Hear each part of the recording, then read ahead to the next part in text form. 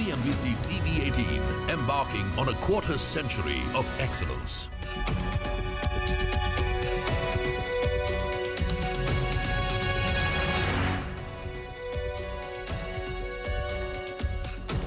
Well, the record run continues on Dalal Street. The markets gained for 7 straight weeks, a first in 3 years. IT and metal stocks led the rally. Over the next 30 minutes, we discuss a lot of things. First, of course, what's the Fed rate cut commentary? What does it mean for the market?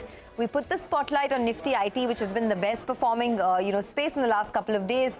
PSU banking stocks and the Nifty Realty Index. Hello and welcome to the Editors Roundtable. I'm Sonia, with me editors Reema, Nimesh, Prashant. Folks, what a week it's been for the market, right? No complaints at all if you were a bull, and pretty much the Santa Claus rally playing out. You know, I always complain that we use, all of us, we use the word seminal too loosely, right? I mean, seminal this, seminal that. But I think the last 2 weeks, I think we can use that word with some amount of clarity. It has been seminal. You know, last week was all about the local politics. We came in and, I mean, same time we were sitting here last Friday and we were talking about how the Nifty is up 3.5%. Now we are sitting this week, this Friday, and the market is up another 2%. Yeah. So in 2 weeks flat, I mean, it's been 5.5%, almost 6% gains on the Nifty. The Bank Nifty is up 7.5%. So it's just been incredible. Okay. You know, Nimesh has a big smile on his face. I'm smiling for a reason, Sonia. The reason is, I spoke about Ritik stocks doing good, and I look at the kind of pullback you've seen in all the large cap names, ITC, TCS, Infosys. HDFC Bank has also pulled up. So in a way, I'm happy that that piece worked very well. It was very timely. But I'll tell you, while we are talking about Nifty up another 2.5%, Bank Nifty doing good.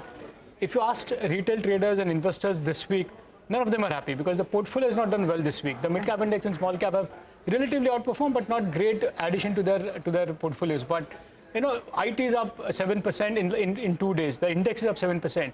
But if you ask on the street how many people are owning IT stocks, not even the fund manager were owning IT stocks. So on the index level, it's looking good. The screen is looking, like wow.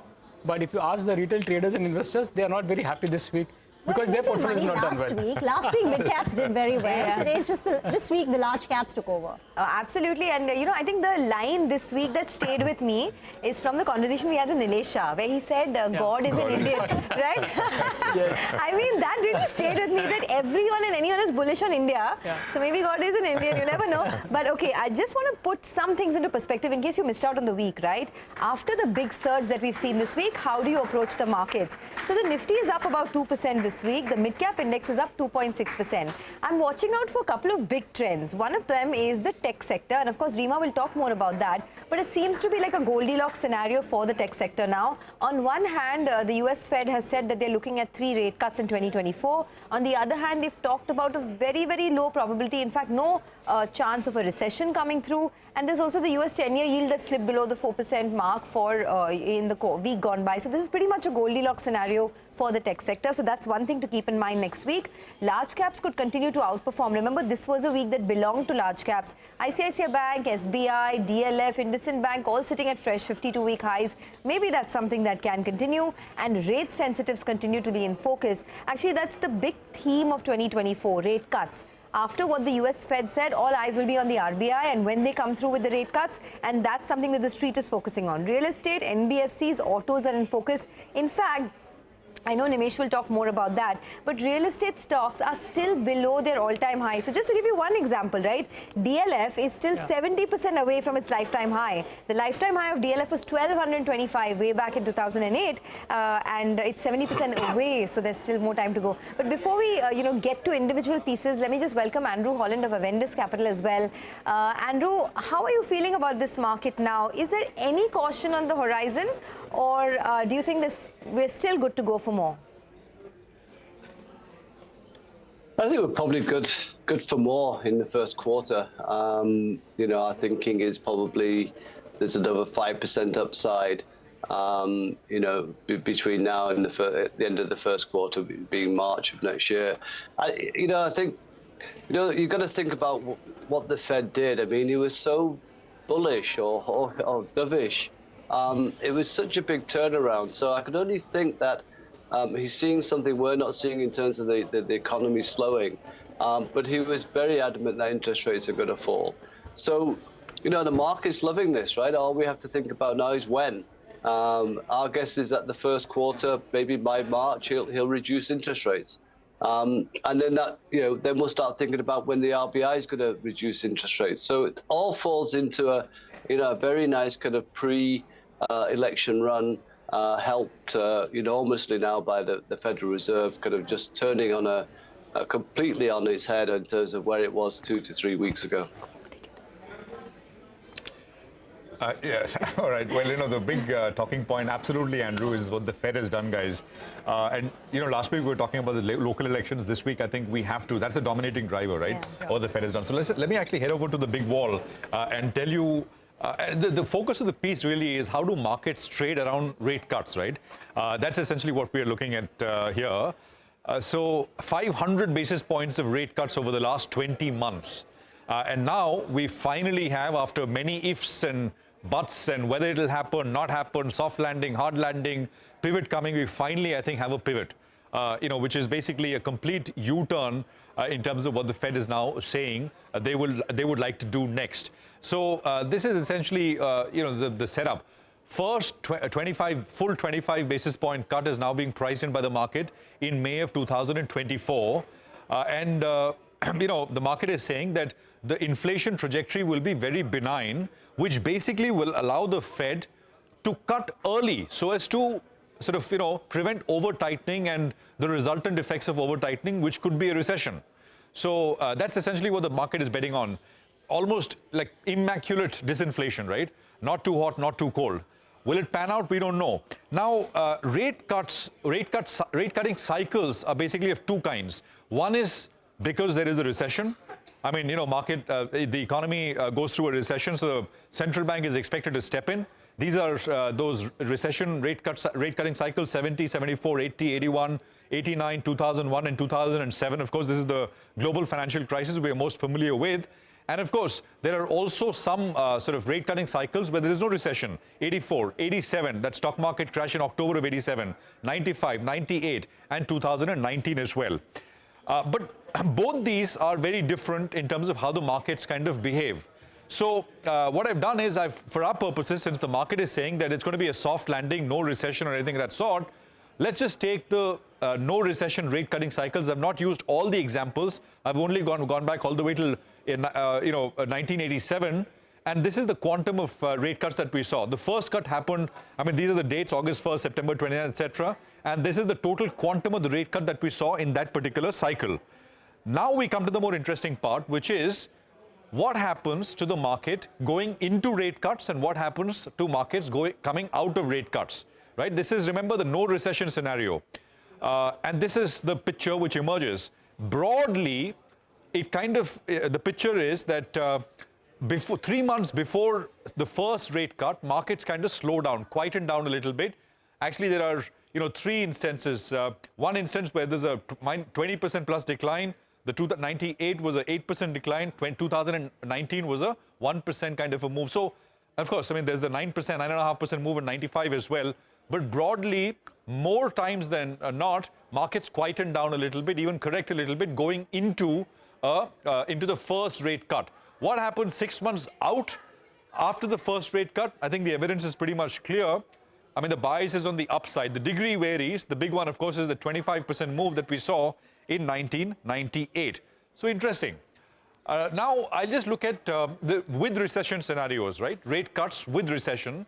And I'm just using two fairly recent examples. 2007, where the Fed cut by 500 basis points. This is the global financial crisis with Lehman, etc. And 2001, where the Fed cut by 550 basis points. Here, the picture actually completely changes. So I don't want to kind of present the picture of what happens into and out because, these are recessionary periods and you can see what happens to markets. In these two instances in 2001, 2007, S&P peaked to low. The fall almost 40 and 60% respectively. And earnings per share for the index fell 23 and 45% as well.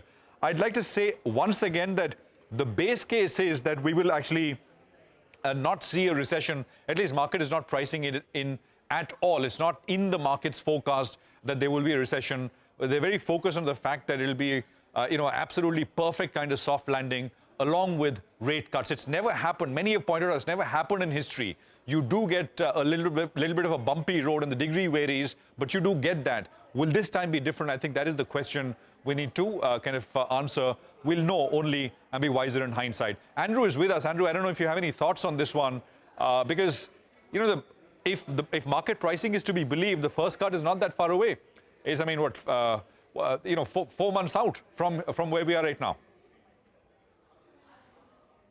Yeah, Prashant, as always, your stats are fantastic, and I think we talked, some time back when I said, that crash of '87, everyone was expecting a recession. It didn't happen, but it happened 2 years later, and I think, to my mind, the COVID situation, the money that was thrown into the market, probably has delayed this kind of real downturn. But if I look at the kind of nominal GDP growth that he's talking about, and taking into account inflation, it's really talking about real GDP growth of just over 1%. So there's not a lot of margin of error there for him to play around with. So I honestly don't remember a soft landing in the years I've been in the markets, and I'd be very surprised if we get a soft landing this time around. I think where he will probably be more proactive, Prashant, is that if you remember, we all kind of were talking about how slow the Fed were when the inflation was ticking up, and how he felt it was transitory, and he was too late. He's hiked too high. So this time around, I think he's going to try and be on his front foot and get interest rates lower a lot quicker than the market's kind of anticipating. Now, in my view, I think he's talking about 75 basis points. I reckon it's going to be nearer to over the next 1.5 years, at least 300 basis points. You're going to see of reductions in interest rates.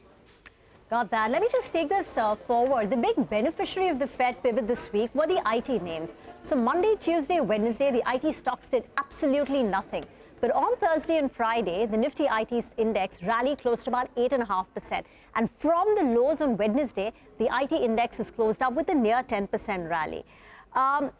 In fact, in these 2 days, on Thursday and Friday, the IT stocks added about 2.5 lakh crore in market capitalization. So some of the reasons are that, one, it's a catch-up trade. The Nifty IT index, even after this recent rally, is still about 10% away from its record levels. Two, valuations are not back to their post-COVID digital transformation boom levels, much lower than, by 15-20%. And third, the Powell speak has given some confidence that maybe the clients will be more confident, the U.S. clients, about the U.S. economy. Maybe they will be willing to spend more. Decision-making cycles, which were getting elongated, will now start getting compressed. So that's the hope which is built into the market. But along with the hope lies the risk. The risk is that, at least as of now, there is no immediate pickup in the demand. Q3 is going to be a weak quarter. Most companies have guided for higher than normal furloughs. Clients, as of now, when we chat with the companies, they're saying the clients haven't committed to any pickup as of now. So we'll have to see how things play out in Q4. So that's the risk associated with it. But IT has had a field day on Thursday and Friday. Andrew, is this up move that we saw in IT names just a tactical recovery? Or do you think, fundamentally, structurally, some things may have changed with the Fed pivot? Structurally, nothing's changed. I mean, the results of the IT companies will continue to be poor for the next 2 quarters. There's absolutely no way that's going to change. The Fed's U-turn is going to change that situation. But what it has done, and we talked about this before as well, is that once you felt interest rates are going to come down in the US, that would obviously have the tech sector, moving higher. That's a tailwind for our IT sector. And usually there's a lag in terms of, how that benefits IT stocks. So it's a trade. There's nothing changed fundamentally for the IT stocks. And if there's no soft landing and it's more of a harder landing, then a lot of these gains that you've seen in the US for the tech stocks will reverse, because earnings will have to be revised downwards. So it's great for the interest rates. Interest rates are going to be the focus of attention for the first quarter. So IT should continue to do well, at least on the sentiment-wise of interest rates falling, but not on earnings. Got it. Let's talk about the real estate index, because along with IT, Realty did well. In fact, the index closed at a 14-year high.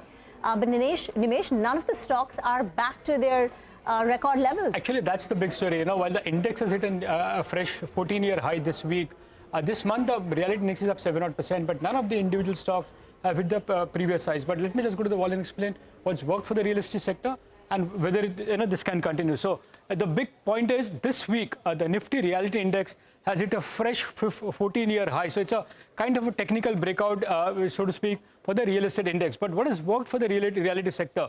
A couple of reasons why the real estate sector is doing well of late. The first is the industry consolidation. After 10 years, you're seeing a massive consolidation in the real estate industry. The second big reason is the regulatory framework, including the RERA. RERA has been a big talking point for the real estate sector, and they've done well because of that. So, and the third is the disciplined approach from all the developers. Now, the companies are focusing on free cash flows, working capital cycles, and execution as well. So that's been the key reason why the reality index has done well so far. But what can be the trigger going forward?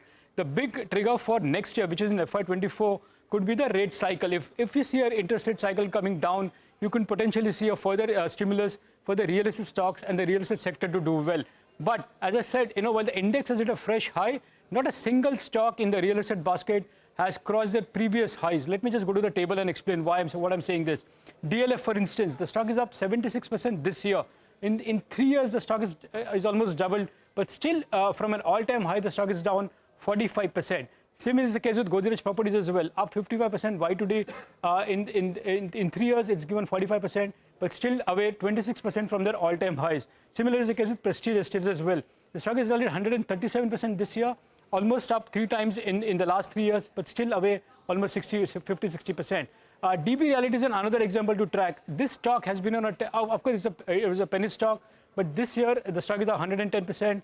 The stock is almost gone up 1,200% in the last 3 years, but still the stock is up 63% away from its all-time high. So these are the few large cap stocks that I've identified. Even if you look at the mid-cap sector, mid-cap stocks within the real estate, the story is the same. Look at Anantaraj. That stock is up 150% this year. It's almost up 3 times in the last 3 years, but still it's away 28% from its all-time high. Shobha is the same example. Even Mahindra Life is up for almost 3 times in the last 3 years. It's up 374%, but still it's 10% away from their all-time high. Same is the case with Sunteck Realty as well. I just want to focus on one stock, which is in this mid-cap basket, Indiabulls Real Estate. It's been pretty much flat. 1 year or 3 years, it's been pretty much flat, but still the stock is still away 89% from its all-time high. And the other example I want to highlight is Unitech. Unitech is on a tear. Of course, it's a very penny stock now, but that's up 417% this year itself. It's and again, the Unitech stock still is away 98% from its all-time high. So that's the clear picture that while index has been at a record high, none of the stocks have been. So I've also looked at the fundamental and technical reasons. So the fundamental reason for the real estate sector. I've picked up a report from Morgan Stanley. They reported on December 10th. They believe that the demand support is quite strong, and that's been a positive for industry structure for which they are very bullish on, and they expect the multi-year cycle to continue for the real estate sector. What are they betting on in the real estate? They prefer companies which has got a strong pre-sales growth as well as strong growth without adding any further debt. So that's been a key trigger for a lot of real estate companies. I've also looked at the technical feedback from Rahul Sharma of JM Financial. He believes that the reality index can double in the next 2 years from now. So they have a target of 1,500 on the reality index. Currently, it's around 770. So what is he betting on in the real estate names? He believes that while the large cap stocks led by DLF has done well this year, it could be a catch-up time for the mid-cap and small-cap real estate stocks to do well. So he's identified 3 stocks in the real estate basket which he's betting on for the next few years. The first name is Indiabulls Real Estate. It's been a big underperformer. He's betting on that. The second is Keynote Realty. Of course, Rustomji is the brand name for them. And the third name is DB Realty. So as I said, while the index has hit a 14-year high, is on a verge of a breakout, but none of the individual stocks in the real estate basket has still crossed its previous highs. Okay, Nimesh, thanks a lot for that. In fact, that's an interesting question that we want to pose to Andrew as well. Sonia, and I put this question, if you remember, to Prestige in the morning. We had the Prestige management. You mentioned, Nimesh, all the fundamental and technical reasons. I suspect one big reason, which there is no way to kind of quantify this or put numbers to it, I think is a stock market boom as well, right? Of course. There is equities have done so well, and the wealth effect is so powerful. It gets into real estate as well. Yeah. And look at what has happened in the last 3 years. Yeah. Even in the real estate sector, the top end real estate has done well. Yeah. The 10 crore plus homes have been sold more than the lower end. So that's the wealth effect which you're seeing getting spilled over to the real estate from the equity market. So, and again, the rate cycle, we were all talking about rate cycle, that's a big sensitive sector, the real estate sector, which can have a big impact on the real estate stocks and the sector overall. Although on rates, I mean, I sometimes wonder, on the way up, when rates were going up, sales didn't get hurt. Yeah. So when rates fall... No, it just... I don't think somebody who can afford a 10 crore home, I don't think interest rates really matter to them. Maybe on the affordable side. On the affordable housing segment, yeah. Of but course, the other big thing, wealth effect, is also the ESOPs, which, the startup guys have got, right? That's also been channeled into real estate. But here's what we'll do. We'll slip into a very short break. We'll come back and talk about PSU banks and this mad rush that we've seen as they launch their QIPs this week.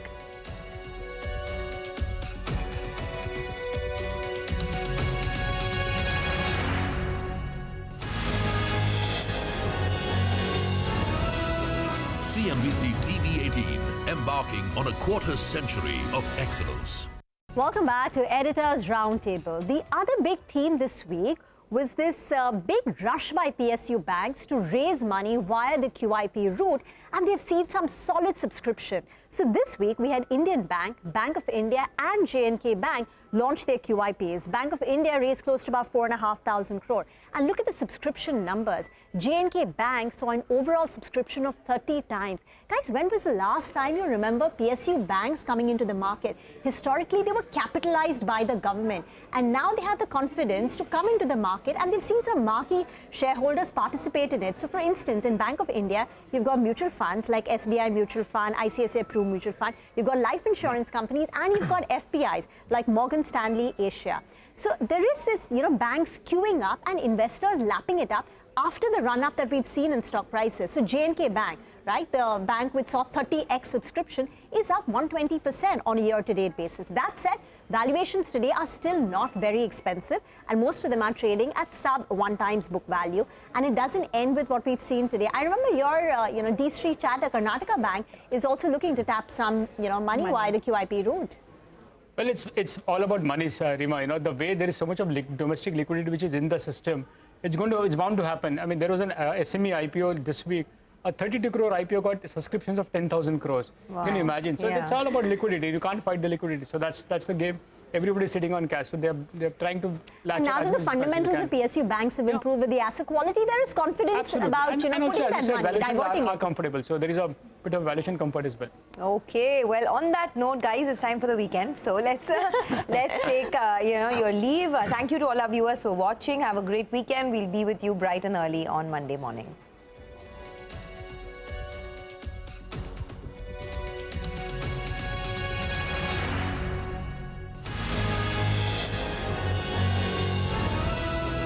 CNBC-TV18, embarking on a quarter century of excellence.